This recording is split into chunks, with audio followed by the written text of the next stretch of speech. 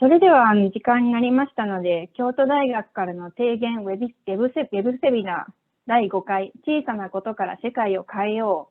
う、京都大学発スタートアップ企業を育てるオリジナルメソッドを開始いたします。私は京都大学卒業生弁護士の佐藤由紀と申します。もともとは東京で弁護士をしておりましたが、現在はアメリカのワシントン DC で日本法及び米国の金融規制やファンド規制を専門としております。さて、今回で京都大学からの提言ウェブセミナーも第5回となりますが、今回から京大コラボラティブという京大に関係する NPO 法人が本ウェブセミナーシリーズについては運営をし、京都大学からサポートをいただくという形で実施しております。この京大コラボラティブについては後ほどウェブセミナー中のご紹介いたします。今回のウェブセミナーですが、最初に京都大学大学院医学研究科教授の萩原正俊先生より20分程度先生のご研究またそれに関連する活動についてご紹介いただいた後、私の方から何点か質問させていただきます。後半、デバンド・タッカー博士にご参加いただきまして、京大コラボラティブについてのご紹介をいただき、その後、萩原先生、デバンさんとの対談という構成で進行します。最後に質疑応答の時間も設ける予定です。質問はウェビナー中いつでも受け付けますので、早めにQ&A のボックスをお使いになってお知らせいただければ大変助かります。本セミナーでは日本語を母国語とするスピーカーと英語を母国語とするスピーカーが参加されますので、最初の方は正確にお考えを伝えていただくため、日本語で、の開催、日本語でお話をいたしますが、後半、3人での対談のところについては、英語で、させていただくという予定になっております。もっとも本セミナーは同時通訳をして同時通訳の機能がありまして、Zoom の地球儀のボタンっていうのが下の方にあるかと思うんです。画面の下の方にあるかと思うんですけれども、そちらを押すことで通訳を聞くことができます。ただし、この Zoom の通訳機能は、Zoom 自体に Web 接続されている場合のみ利用可能ですので、電話で入るとこの機能は使えません。したがって、同時通訳機能をお使いになりたい場合は、Web 接続でご参加くださいますようお願いいたします。最後にウェビナーは、後日、兄弟の YouTube および兄弟コラボラティブのウェブサイトに、アップロードされますので、適宜ご利用いただければと思います。それでは、萩原先生のご紹介をさせていただきます。ご略歴を簡単な、ごめんなさい、ご略歴を読ませて、まずは読み上げさせていただきます。私は三重県の北端の片田舎の開業医の次男坊で、大した才能もないし、都会は苦手なので、ブラックジャックのような外科医になってアフリカかアマゾンの奥地にでも行こうかと思っていました。ところが、医学部入学後にどんな名医でも治せない病気の多さに気づき、難病を治す新薬を作りたいと思い立ちました。学部学生の時に闇雲で始めた研究が運よく創薬に結びついたことを短所に、アカデミアでの研究を続けるとともに、その成果をもとに創薬ベンチャーを3社起業しました。自らが創生した薬を武器に、これまでの医療では治せぬ難病に苦しむ人々を救うことが人生の夢です。それでは萩原先生、先生のご研究、その他のご活動についてお話しくださるとのことで、どうぞよろしくお願いいたします。はい、ゆぎさん、ご紹介ありがとうございます。皆さん、おはようございます。アメリカの方々は、グッドイブニングなんでしょうか。今日はマザータングで、講演させていただいて、同時通訳がつくということですので、スライドも基本的には日本語ベースでお話ししていただきます。では、まずスライドを共有させていただきます。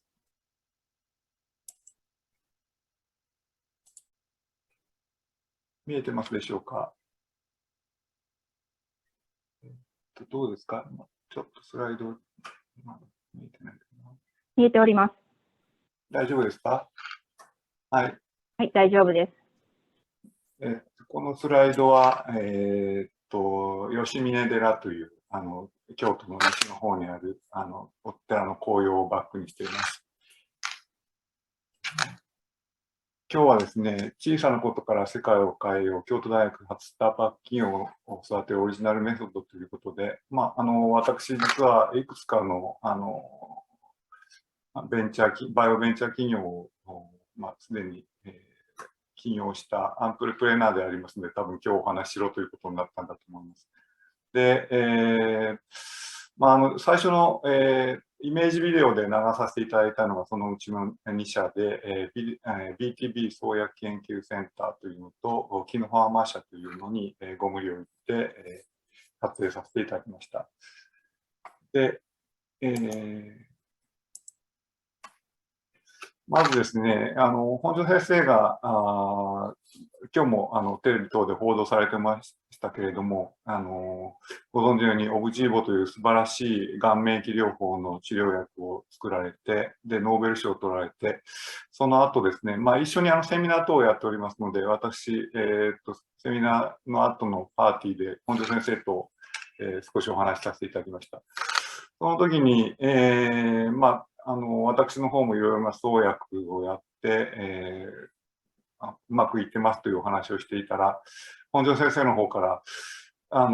そういう、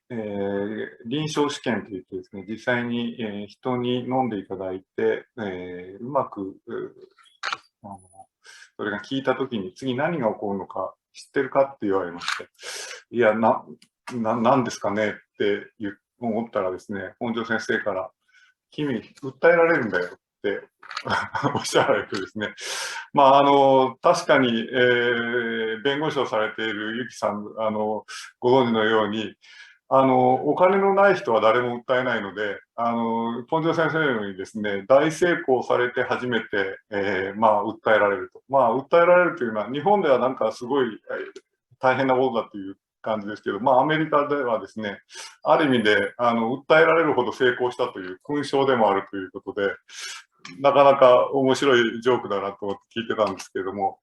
本庄先生ご自身もですね、実は日本では珍しいんですけれども、小野製薬を訴えられてですね、これは別に裁判というのは別にそう悪いことではなくて、本来の主張が一致しなかったときに、裁判所で決着をつけるということで、今日報道されてたように、この裁判のおかげで和解されて、小野製薬から京都大学に230億円ものお金が入ってですね、これを若手研究者の育成のための基金にするということを今日、湊総長がちょうど、会見されているのが報道されていました。で、すごい話なんですけれども、ちょっと考えていただきたいのは、もしオブジボがですね、兄弟発ベンチャーで開発されていたらと私は思います。これはご存知のように、メダレックス社が、アメリカのベンチャーのメダレックス社が開発してですね、それをブリストル・マイヤー・スクイーブが、会社なり買い取って、世界中で販売しています。ですから、オブジボ実は、1兆円以上、こういったがん免疫抑制薬、加える、すべてではですね、世界中で売り上げているということは、もし、兄弟発ベンチャーがですね、本庄先生の発明を受けて、この薬を開発していたら、おそらく京都大学に入っていたお金はですね、230億円どころか、それの10倍以上になっていたであろうというふうに考えられます。ですから、なかなかですね、日本でベンチャーがこういった素晴らしい薬を開発するという例は、ほとんどないんですけれども、やはり、日本でもですね、こういったことが必要であると。もともと日本で見つかった発明がですね、アメリカのベンチャーがそれを開発して実用化しないとうまくいかないという、その仕組み自体が私はおかしいと思っていまして、今日このようなお話をさせていただくことになりました。で、私自身はですね、なぜ難病の治療薬の研究を始めたかということなんですけれども、もともとは、先ほど、ゆきさんの、ご紹介にもありましたように、私は、ブラック・ジャックの手塚治虫のこの漫画を読んでですね、よくある話なんですけども、こういった天才外科医のようになって、不治の病を治したいとこう思っていたわけです。そうことは甘くなくてですね、遺伝病のような病気はですね、もう誰も治せないという、そういう病気がたくさんあると。人は7000以上の遺伝病を罹患すると言われてまして、こういった病気を治したにはどうしたらいいだろうというふうに考えました。これ、遺伝病のたまたま映画があったので、小さな命が呼ぶとき、エクストラオーディナリーメジャーという、ハリソン・フォードが研究者の役で出てくる面白い映画なんですけれども、これは実話です。で、遺伝病を治そうという試みも世界中でなされているんですけど、まだまだ治らない病気の方がたくさんあるというのが実情です。で、私はやっぱりこういった遺伝病を一つでもですね、治せるような薬を作りたいと思って研究の世界に入りました。で、やっぱり遺伝病を治すにはですね、もう画期的な新薬を作るしかないと思い定めて研究を始めたんですけれども、なかなか遺伝子自体を変えることは難しい。で、考えついたのが、遺伝子から発現してくるメッセンジャー RNA ですね、それの発現のレベルとかパターンを操作するような薬ならできるんじゃないかと考えました。RNA もですね、最近 RNA ワクチンというのがファイザーとかで作られて、皆さんもう打たれてると思うんですけれども、私が始めた頃は、RNA っていうのは研究の対象ではありましたけれども、なかなか創薬の対象ではなかったんですね。それをなんとか、抗生看護物でですね、影響を与えることで、遺伝病の薬ができないかというふうに考えたわけです。具体的な例を少しお話しいたします。で、例えばなんですけども、私が研究している病気の一つで、家族性自律神経失調症というのがあります。これは日本ではあまり幸い、患者さんがいないんですけれども、東欧系のユダヤ人の方ですね、アシュケナーゼ獣医師と言われる方々ですけれども、その方々には非常に多い病気で、遺伝子ももう分かっています。IKBKB という遺伝子の一塩基の変異で、自律神経に必要なタンパクが作られなくって、ここに写真で示しましたような側板といって脊柱が曲がったりですね、いろんな神経障害であったり、自律神経失調っていうとなんか大したことないようなんですが、実は血圧とかですね、心臓の拍動ですね、そういったものも全部自律神経によって、制限されているので、なかなかこの病気の方々は40歳を超えて生きるのが難しいと言われているぐらい、ユダヤ人の方にとっては深刻な病気です。で、ここに書いてあるのは遺伝子の模型なんですけども、普段はタンパク質をコードしている、遺伝子の一部、エクソンと言われる部分がこうやってつながってですね、で、タンパクに翻訳されるというメカニズムがあるんですけれども、この遺伝子の一部の、GUAGU というこういう配列の、一部がですね、この家族性自律神経失調症の方の場合は GUAAGC という並びになります。でたった1塩基 U から C に変わったということで何が起こるかというと、実は先ほどのエクソンの並びのピンクの部分がですね、一つ飛んじゃうんですね。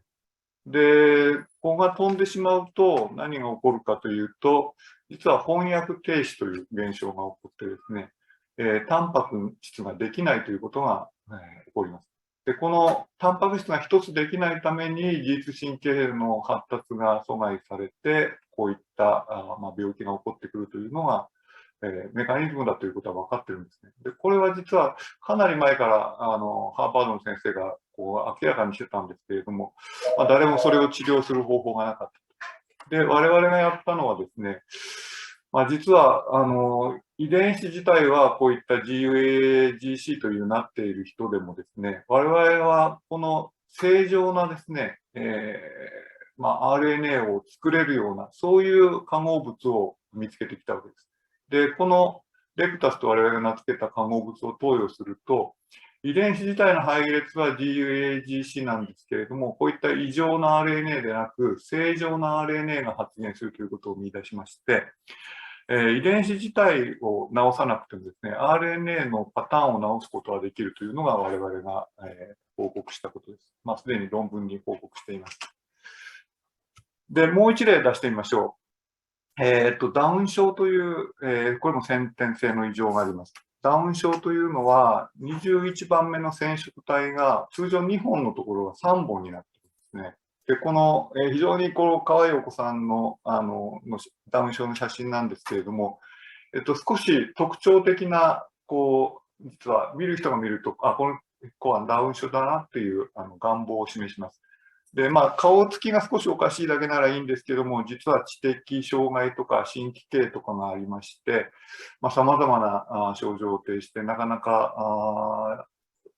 長生きしていただくことも難しいということです。で、この病気ですね、古くから、染色体が3本になるトリソミーというので、出生前でも診断はできるんですね。羊水を取ってくると、このお子さんは、生まれてくると、ダウン症になりますよということは分かるんですけども、妊産婦さんにとって気の毒なのは、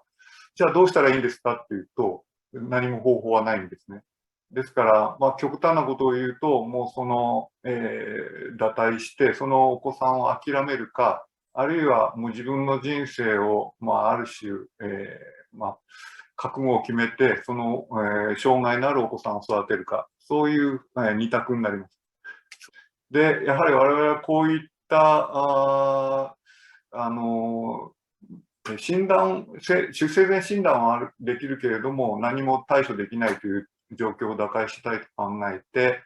ダウン症のモデルマウスというのがあるので、それの治療薬というのを探しました。で、見つけてきたのがアルジャーノンという化合物で、実はこのダウン症知的障害というのはですね、実は DARK1A という、この21番染色体にある酵素の活性が、通常2本が3本になると、簡単に言えば 50% 酵素活性が高くなっちゃうわけです。1.5 倍になるわけですね。2本が3本になる。で、その働きを弱めれば、脳の構造が正常化して、認知機能も正常になるということを見出しまして、実際マウスでそれを確かめて、我々は発表いたしました。で、このアルジャーノンっていう化合物はですね、通常のアルツハイマー、パーキンソンにも効果があるという、また iPS の治療にも併用できるということで、なんとか実用化できないかとやっています。これも論文には報告いたしました。でこのようにですね、いろんな遺伝病とか1000点以上を、薬で治すことも可能じゃないかというのが我々の主張です。で、こういったことを、研究してますと、他にもいろんなものが見つかってまいりまして、例えば、パピローマというウイルスがあります。これはコロナと違って、そんなに致死性のウイルスではないんですけれども、ここにありますように、イボですね、手足のイボの原因ウイルスになります。で、手足のイボではなかなか人は死なないんですけども、一つ重篤な病気がありまして、これは子宮頸がんの原因ウイルスでもあるんですね。で、このウイルスが、女性の場合、こういう子宮頸部に感染しますと、かなり効率に、子宮頸がんになってきます。で、子宮頸がんというのはですね、若い女性に多発するがんで、日本でも年間1万人ぐらいは、こういう、子宮頸がんになってですね、3000人ぐらい亡くなると。また30代、40代と比較的若いうちにこういった子宮頸がんになられるので、非常に重大な問題です。で、実はですね、日本以外の先進国ではですね、予防ワクチンの接種を小学生のうちにするんですね。で、皆さん、思い出されると思うんですけど、日本ではですね、実はこのワクチンの副作用ばかりが、マスコミが取り上げたせいでですね、実は日本のワクチン接種率は 1% 以下です。で、非常にこれ、困った問題で、おそらく日本ではこれから子宮頸がんが多発いたします。で、実は今作られている予防ワクチンというのはですね、あくまで予防ワクチンなので、もうパピローマに感染した人、成人女性で、性交渉を行った後は感染している人がほとんどだと思われるんですけれども、その方に予防ワクチンを打ってももう効かないということで、我々はこれは治療薬が必要だと思って、実は、治療薬の開発をしてきました。で、実際、パピローマウイルスの RNA の発現を抑制するような化合物を見出してきまして、FIT03 と名付けた化合物が、そうなんですけど、これを実は秩序にしまして、女性に投与すると、こういった子宮頸がんになる前の、ところでですね、なんとかパピローマウイルスの増殖を抑えて、子宮頸がんを減らせるんじゃないかというふうに考えています。これも論文にしておりますので、興味がある方は見ていただけると思います。もう一つ、例を出しましょう。これも別に遺伝病ではないんですけれども、我々がたまたま、見つけた化合物の話です。で、強力な鎮痛薬なんですね。で、アメリカではですね、実はオピオイド、簡単に言うと麻薬なんですけども、この、麻薬の過剰摂取によって亡くなる方がたくさんいらっしゃいます。数万人の方が毎年亡くなられると言われていて、ある意味でコロナよりも深刻なことなんですけれども、どうしてこういった麻薬による、死者が多いかというと、これに、代わるような強力な鎮痛薬がないからなんですね。で、我々これもですね、やはりこういった麻薬に代わる、我々オピオイドって言うんですけども、そのオピオイドに代わるような、鎮痛薬というのを探しまして見つけてきました。で、これは副作用もないし、麻薬にあるようなですね、中毒も示さないということで、我々はこの、毎年アメリカで数万人及ぶ中毒患者を、なくせるんじゃないかというふうに思っています。で、こういった化合物の研究というのはですね、なかなか医学部では難しいんですね。で、なぜかというと、実は化合物を合成してくれるような人は医学部にはほとんどいらっしゃいません。で、私は、じゃあどうしてこういった薬を作ることができたかというと、実は、日本でですね、日本ケミカルバイオロジー学会というのを作りまして、こういった化学合成をしてくださる研究者の人とのネットワークを、作りました。で、ケミカルバイオロジー学会というのは今世界で国際ケミカルバイオロジー学会というのもあるんですけれども、実は日本が一番最初にこういう学会を作ってですね、2006年にこれ作った時の様子なんですけど、世界中からいろんな方に来ていただきまして、私この青い、ジャケット着てるのは私なんですけども、珍しく世界で一番早くこういった学会を作りました。で、姉ちゃんにもですね、これ、皇居をバックに記事を載せていただきまして、日本が一番最初にケミカルバイオロジー学会というのを創設したという、今、世界中の国々でこういった生物学者と、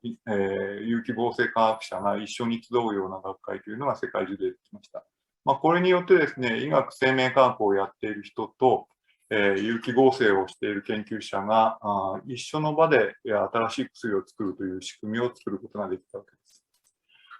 ただですね、アカデミアでこういった見つかった化合物がすぐ薬になるわけではありません。いろいろな研究室で面白い化合物見つけたよっていう話は聞くんですけれども、それがすぐ薬になるわけではありません。ご存知のように、臨床試験、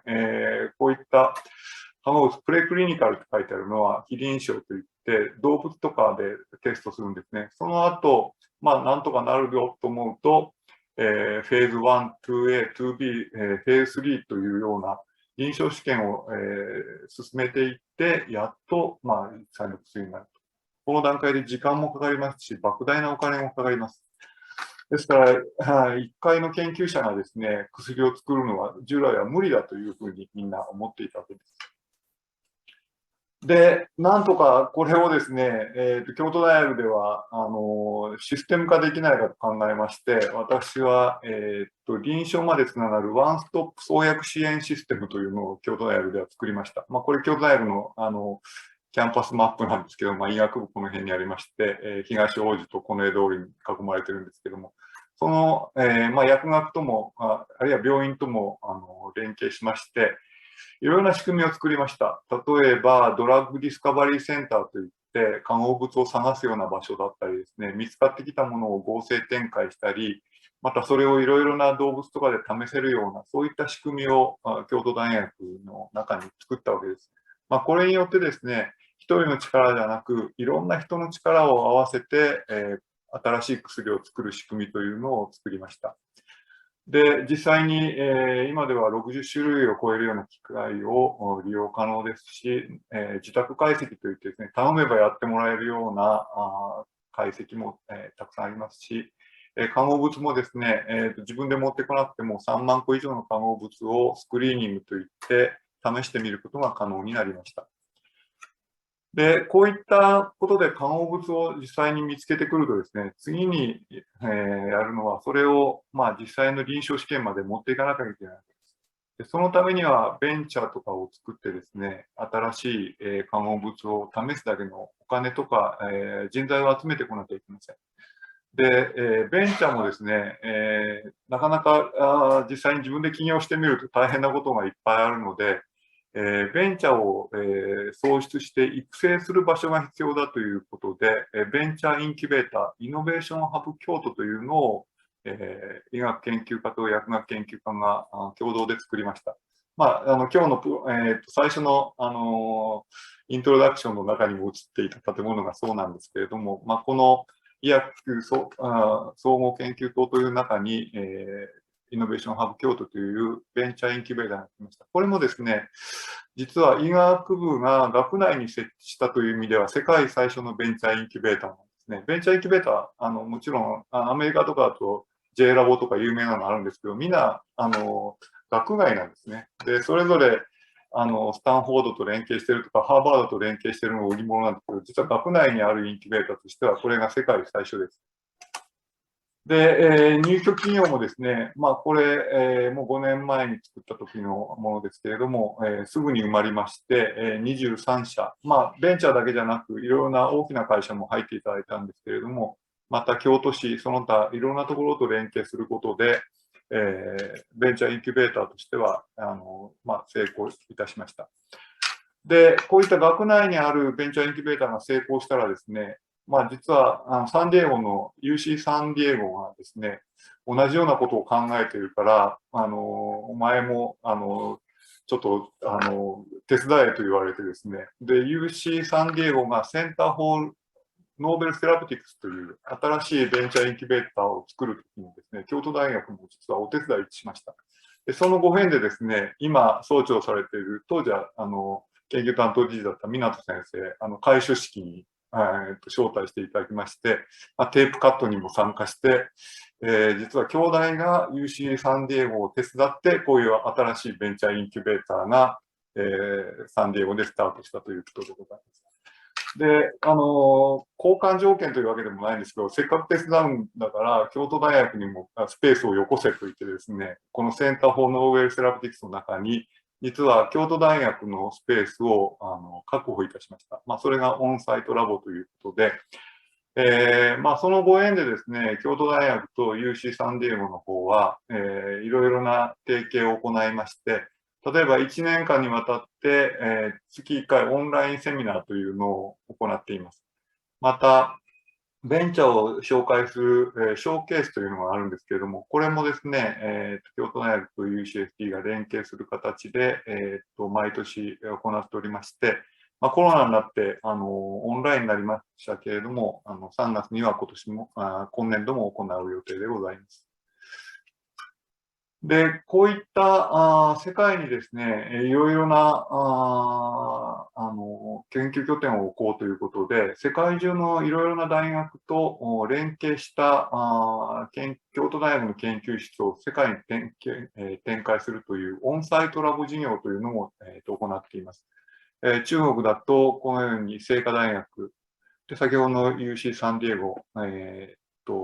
タイの方でですね、マヒドとかですね、逆に、イタリアのアイホムというがん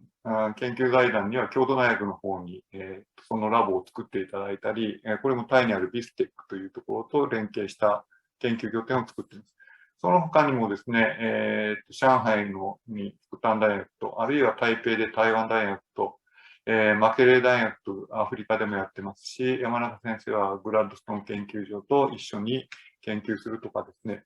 世界中にこういった研究施設と京都大学が連携して、京都大学の研究拠点を世界に提携しているわけです。で、これを支えるための現地法人というのをタイとかアメリカに京都大学は設立いたしまして、で将来的にはですね、先ほどのような薬をですね、世界中で人に飲んでいただくような、京都大学で見つけた薬を、治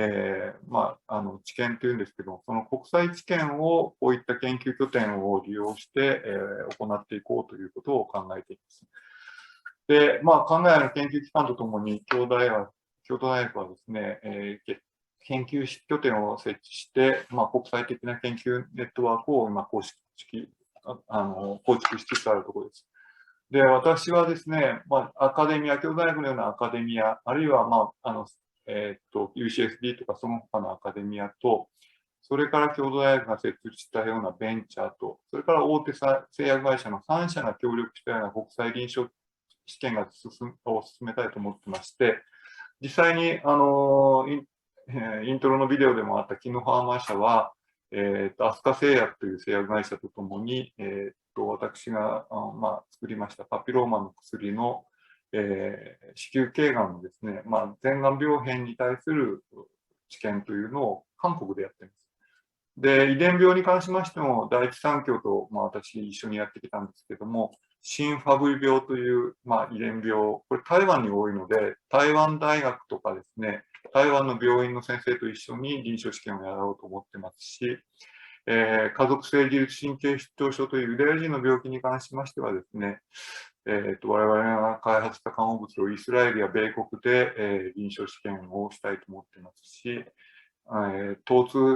しい鎮痛薬に関しては、やはりアメリカが一番オピオイドクライシス深刻なので、アメリカでの臨床試験というのを進めようと、準備している最中でございます。で、こういったいろいろなお話をしてくるとですね、本当にいろいろ大変なことがいっぱいあります。で、大変な、時にはですね、いろいろ迷うことがありまして、で迷いの時に私、一つ自分で決めていることがあります。で、それがアンドレ・ジードの狭き門というのを、読んでいる時に思いついたことなんですけれども、ここの一節が、滅びに至る門は大きく、その道は広く、これより入るものは多し、命に至る門は狭く、その道は細く、これより入るものは少なし。これ、バイブルの一節なんですけども。ですから、迷ったら、やはり困難な道を行こうというのが、私のモットーです。でただしですね、ここに絶壁にありますように、そんな絶壁に挑戦して、垂直登攀するばかりが道ではなくて、なるべくならステップバイステップで困難な道を行こうというのが私のモットーです。で、こういう、これ、元光庵という京都のお寺さん、北の方のお寺さんの、こういうURL の写真なんですけど、今紅葉綺麗なんですけども、そこに有名な、悟りの窓、迷いの窓というのがあります。で、悟りはこういう丸い円で、いろいろな、その、平安な世界を表していて、人生というのはこういった四角くて角があって迷いなんだそうですけれども、やはり迷った時には、困難な道を選んでみよう。で、そう私は思い定めています。で、アンドレ・ジード、もう一つ、私好きな本がありまして、ルグハンヌ・ムールという、こういう、一継のもし、死なずはっていう、これも聖書の一節からあって、一継の麦に落ちて死なずは、ただ一つにあら、もし死なば多くの失礼いたしました。一粒の麦、地に落ちて死なずばただ一つにてあら、もし死なば多くの実を結ぶべしというのが、本来の一節だそうです。で、麦はですね、一粒のままではそれ一粒ですけれども、もし、地に落ちてですね、そこで死ねば多くの実を結ぶ。すなわち地に落ちて発芽してですね、多くの実を結ぶだろうと。ですから、私、なかなかそれは誰も失敗したくはないですけれども、失敗してもですね、もし自分がダメでも、その次の人に、実を結べばそれでもいいんじゃないかというふうに思ってまして、で私の尊敬する人を一人紹介したいんですけれども、この写真、日本の方はほとんど馴染みないと思うんですけれども、実はシェイク・マルカーン先生という方で、今、コロナばかりが世の中騒がれてますけれども、少し前はですね、実は、このアフリカの方でですね、これ、シェラネオネという国、この赤いところはシェラネオネという国なんですけども、そこでエボラ出血熱というのが、実は数年前、すごく、流行いたしまして、エボラというのはもう新型コロナに比べたらもうはるかに重篤な疾患で、村が全滅したりとか、もう大変な騒ぎになったわけです。でも皆さんも今、エボラのことをほとんど聞かれなくなったと思うんですね。で、それはですね、このウマルカーン医師とかが、懸命な治療を重ねられて、シェラレオーネで、なんとかこのエボラ出血熱の流行を収束させたということに基づきます。で、ウマルカーン先生というのは、このエボラの、患者さんをですね、自分の勤務する病院から一歩も出さなかったんですね。で、今でいう隔離を行ったわけです。で、偉いのは、医療スタッフも病院から出るなと言って、で、自分も病院に留まりました。その結果、彼はですね、自分もエボラに罹患して命を落とす。しかも彼は亡くなる前ですね、自分の血液をですね、アメリカの研究機関に送り続けられて、それをもとに実はエボラのワクチンが作られたと言われています。ですから、本当に彼はですね、一粒の麦で、亡くなられましたけれども、人類をですね、この、エボラ出血熱から救うという、多くの果実をもたらしたと私は思っています。で、こういうふうに、亡くなられた方の話すると、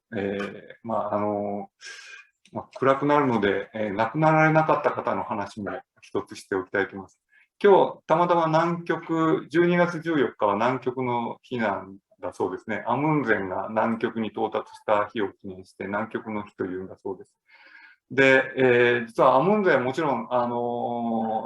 南極に到達して偉い方なんですけど、私はですね、実は、アーネスト・シャクルトンという方の方が実は好きでして、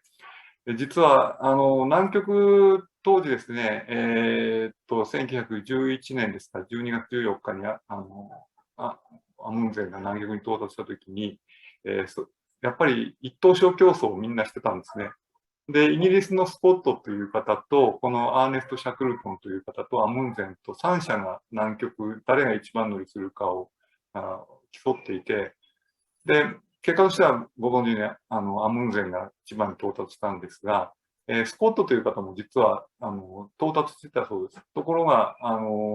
帰ってこれなかったということで全滅してしまいました。で、アムンゼンとスコットぐらいまではみんな知ってるんですけども、実はアーネスト・シャクルトンという方は3番目だったので、誰も知りません。この方は南極には到達できませんでした。で、ただなぜ私は彼を評価するかというと、実は彼はですね、南極点には到達できなかったんですけれども、隊員を全員生還させました。もう少しで南極に到達できるというところで、これは無理だと判断して彼は引き返したんですね。その結果、隊員は全て助かりました。実はもう一回彼は探検に出てるんですけど、それでもですね、船が難破したりして、もう大変な苦悩があって、でもその時も全員生還させてるんですね。で、そのアーネスト・シャクルトン、当時のロンドンの新聞に出した広告がこうだそうです。隊員募集ですね。マン・ウォンテッドって、こうハザードジャーニーというので、ハザーダスジャーニーというので、こ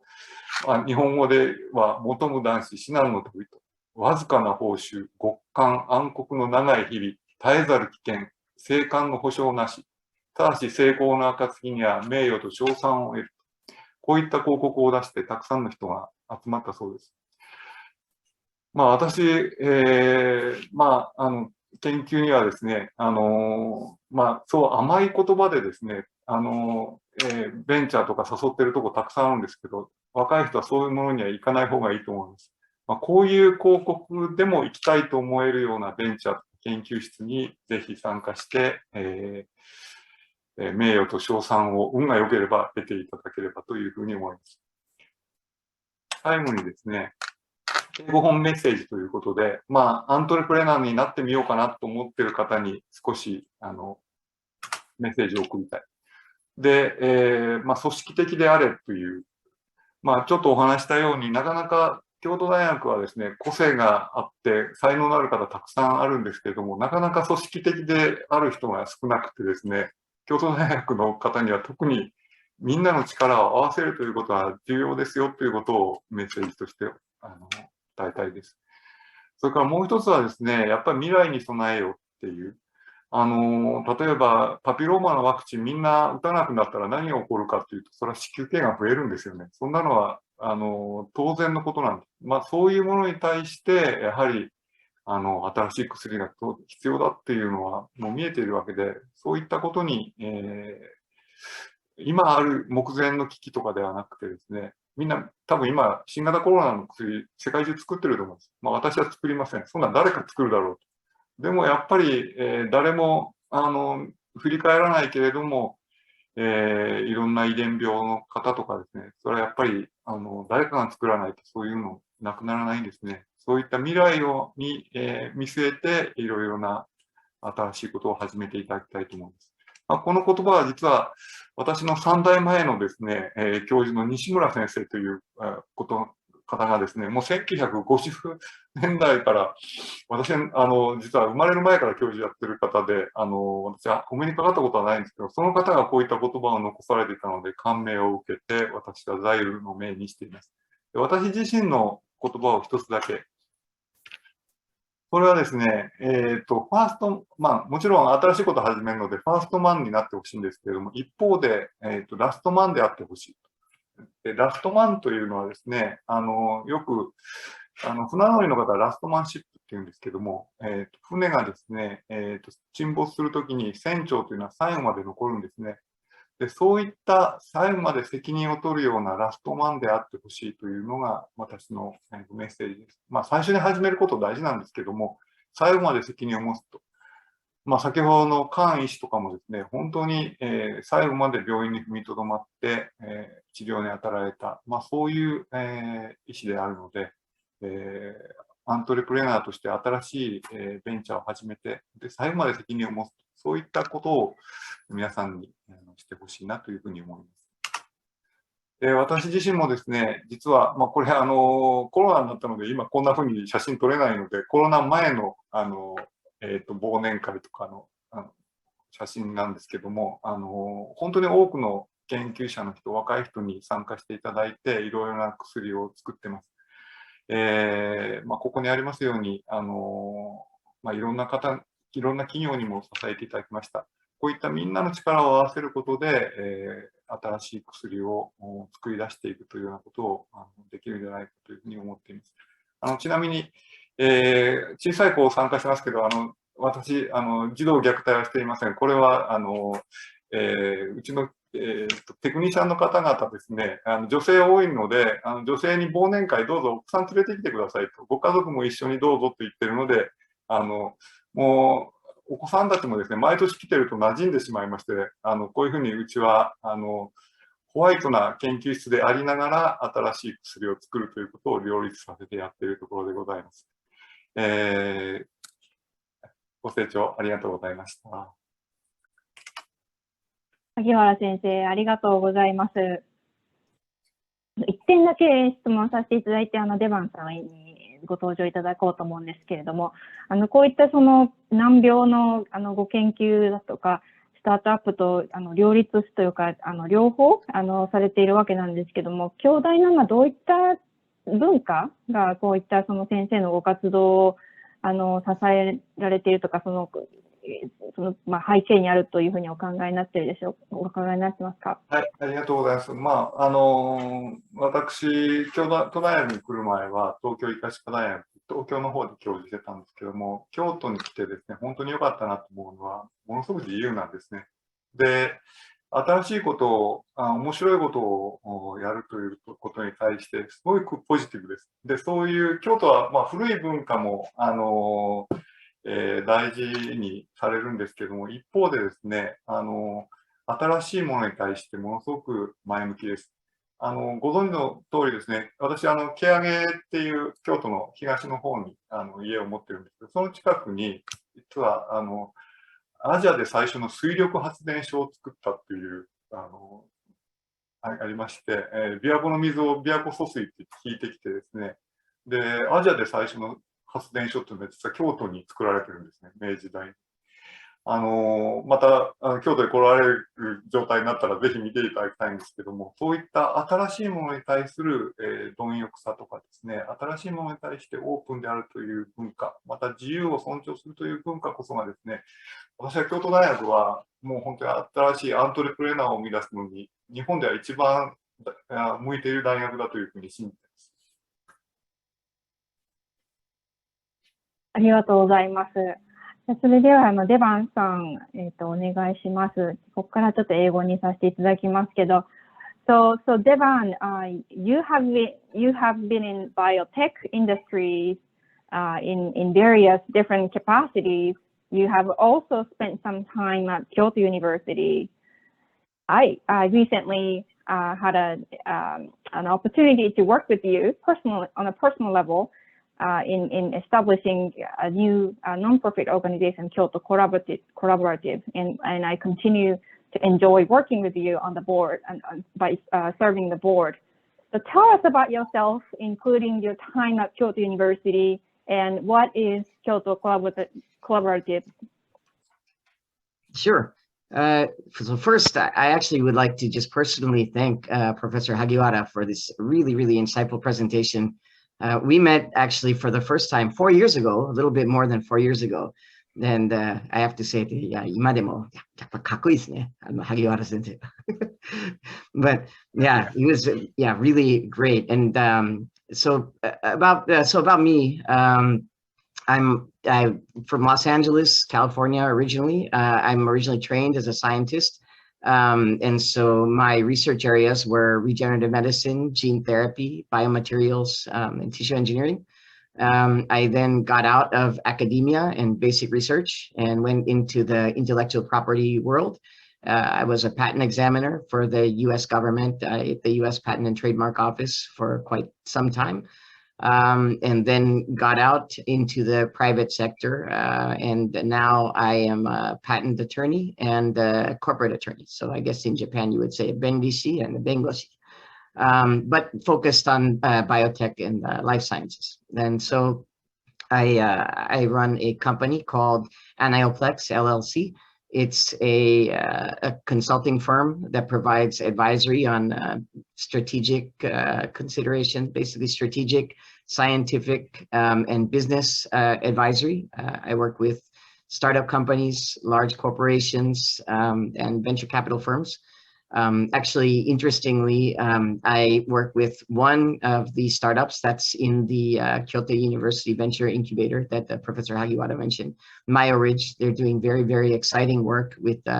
Shinkin Saibo, making cardiomyocytes out of iPS cells. And I am also an advisor for a Japanese venture capital firm, Beyond Next Ventures. They're actually one of the premier Japanese venture capital firms investing in deep technology. And they're one of the investors in several of the Kyoto University derived startups.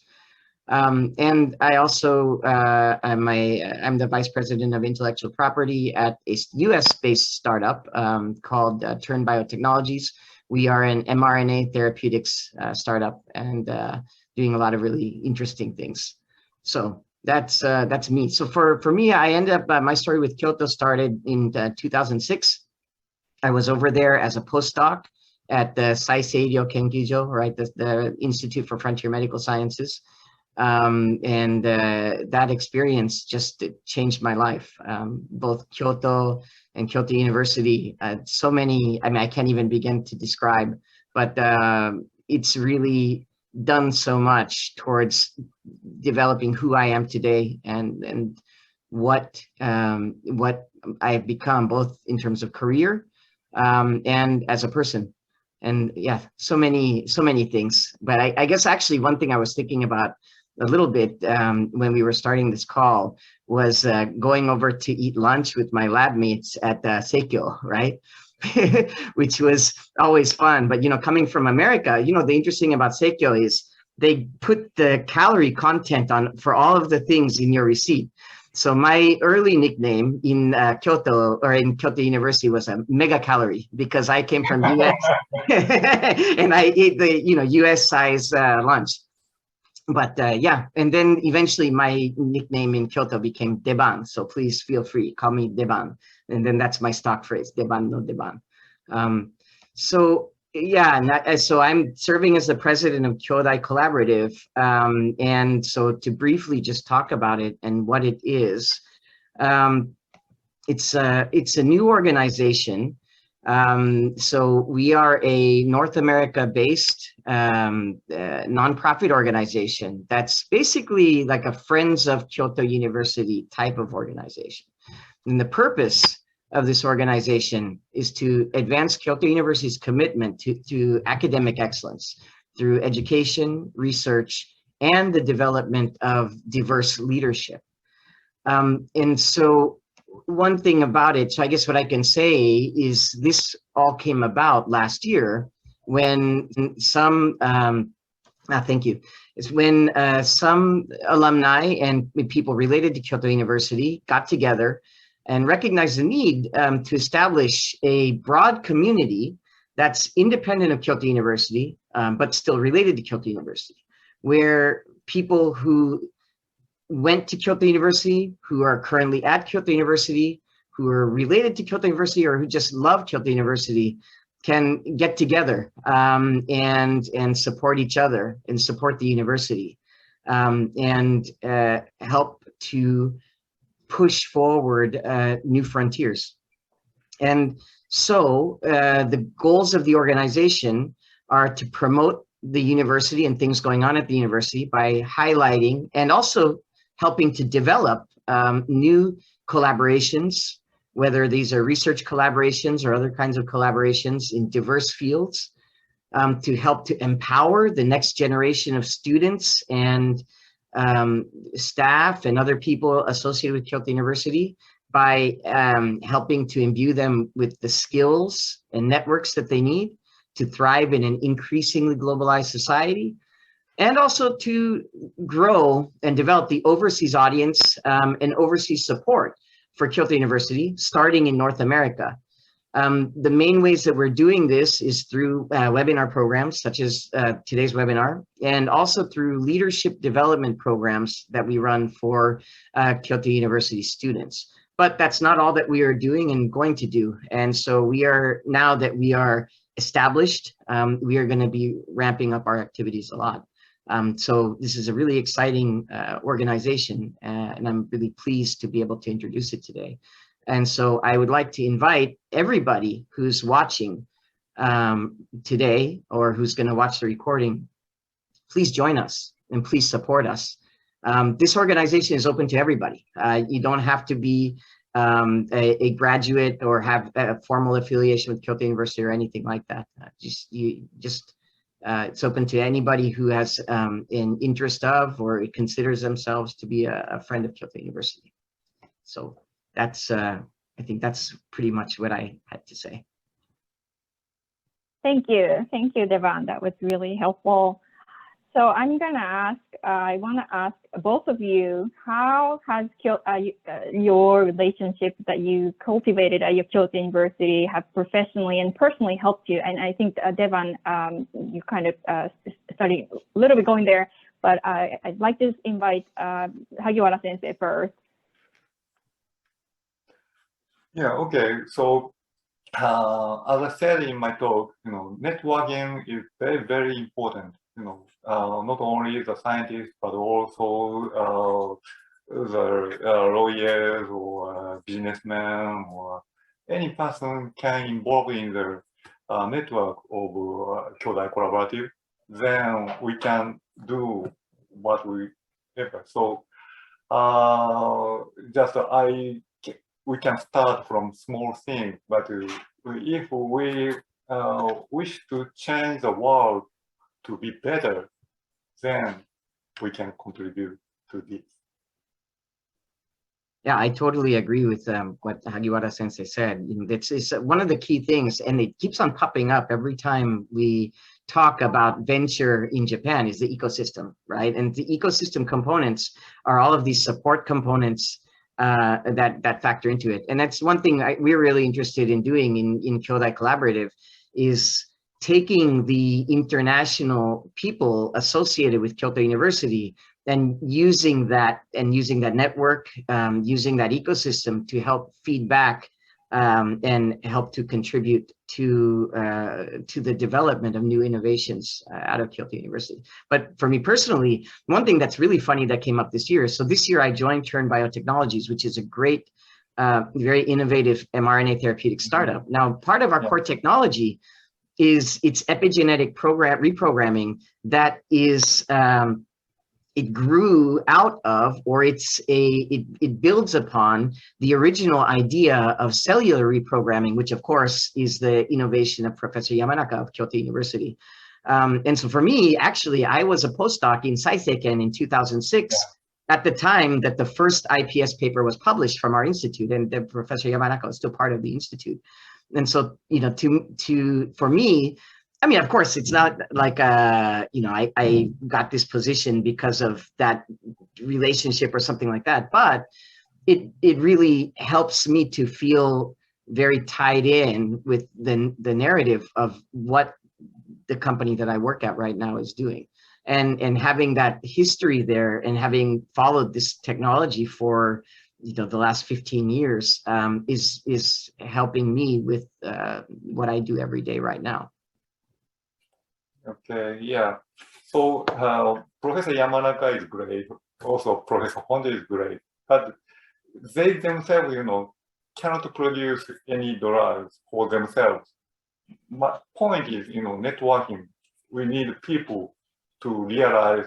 new therapy or new drugs. So in the United States, if you start very hopeful venture company, then many investigators, invest so much money, or many researchers join to the company, or many businessmen or lawyers sometimes, come to the venture company. But in Japan, most people are skeptical of venture companies, so they are very reluctant to invest their own money into a venture company. And young students want to join to big pharmaceutical company, not the small venture company. So that's a general tendency of Japanese culture. But I would like to change the culture from Kyoto University.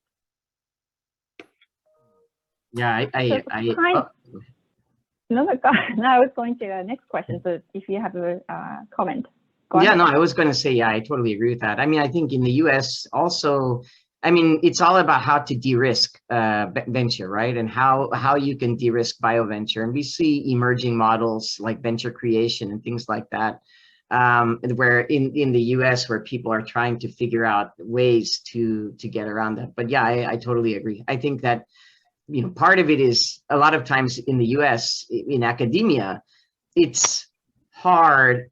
to find other positions. And sometimes people end up pushing into venture because that's seemingly the clearest route. And then on the other hand, at the same time, it is a more viable option. So I think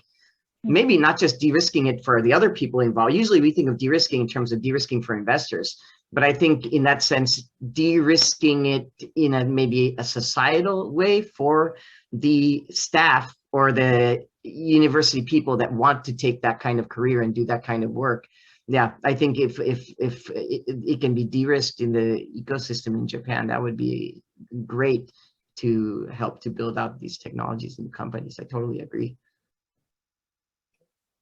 So unfortunately, I have a lot of questions that I wanted to ask both of you, but we are running out of time. So the last question I have for both of you is that recognizing that we have many participants joining from Japan, some of them may be current students at Kyoto University or recent graduates Kyoto University. What would you say to these young folks? 萩原先生 and Devan, お願いします。Okay, I already show my take-home message at the last slide. So with my original word, become the first man and be the last man. Yeah. First, usually Japanese people want to follow the first person because first person has a biggest risk. So, to be successful man, usually people follow the first man. That is a general tendency. But so to start the company is, to be the first man first. After that, you should be the last man. That's my message. I would say, for me, I would say go with the flow. Don't be afraid to try new things, and don't be so stuck on a plan, because sometimes the path will take you in a different direction. And if you're too stuck on a specific plan, then you actually might lose out on bigger chances at success. So go with the flow, do what seems natural and do what seems right. I would say, don't plan too much, but at the same time, give yourselves the tools, the general tools that you need to move forward and succeed. And yeah, don't be afraid to try new things. Don't be afraid to evolve. Don't be afraid to, I was more than 40 years old when I became an attorney. So, it's, yeah, you can always keep evolving yourself and keep improving and keep on doing new things. So just always seek those opportunities to grow. ありがとうございました。ちょっとこちらで、ウェビナーの、メインイベントというかは終了させていただいて、最後に京都コラボラティブに、まつわるお知らせが、1点ありまして、あとその前に、今回のウェビナーのアンケートがございますので、お時間許せばぜひお願いいたします。それからロゴコンテストの、ご案内をしたいんですけれども、次のスライドに、お願いします。